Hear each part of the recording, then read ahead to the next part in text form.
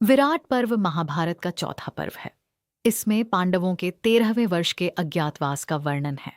वनवास के 12 वर्ष पूरे होने के बाद पांडवों को 1 वर्ष तक बिना पहचाने रहना था। यदि उनकी पहचान हो जाती तो उन्हें फिर से 12 वर्ष का वनवास भुगतना पड़ता। अज्ञातवास की शुरुआत पांडव मत्स्य देश के राजा राजा विराट के राज्य में पहुंचते हैं।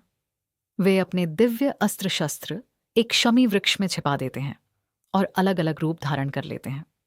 युधिष्ठिर कंक नाम से राजा के सलाहकार और चौसर के झांता बने। भीम बल्लव नाम से राजभवन के रसोइये बने। अर्जुन उर्वशी के श्राप के कारण बृहन्नला बनकर राजकुमारी उत्तरा को नृत्य संगीत सिखाने लगे। नकुल घोड़ों की देखभाल करने लगे। सहदेव गायों की सेवा का कार्य करने लगे।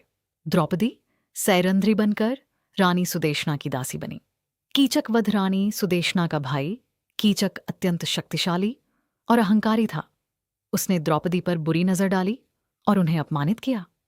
द्रौपदी ने भीम से सहायता मांगी। भीम ने रात में कीचक को नृत्यशाला में बुलाकर भयंकर युद्ध किया और उसका वध कर दिया।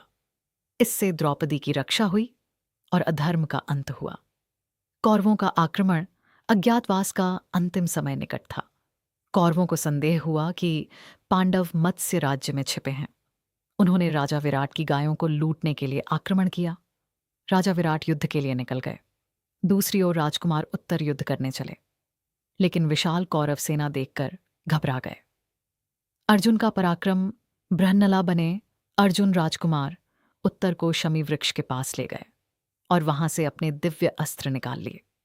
फिर उन्होंने अपना वास्तविक परिचय दिया। अर्जुन ने अकेले ही भीष्म, द्रोण, कर्ण, कृपाचार्य और अश्वत्थामा जैसे महान योद्धाओं का सामना किया। उन्होंने सम्मोहन अस्त्र का प्रयोग कर कौरव सेना को परास्त कर दिया और गायों को वापस ले आए। पहचान उजागर होना अज्ञातवास की अवधि पूरी होने के बाद पांडवों ने अपना वास्तविक परिचय राजा विराट को दिया। राजा विराट अत्यंत प्रसन्न हुए और अपनी पुत्री उत्तरा का विवाह अर्जुन से करना चाहा। अर्जुन ने उत्तरा को अपनी पुत्री समान बताया और उनका विवाह अपने पुत्र अभिमन्यु से कराया। विराट पर्व का समापन विराट पर्व के अंत में पांडव अपना अज्ञातवास सफलतापूर्वक पूरा कर लेते हैं।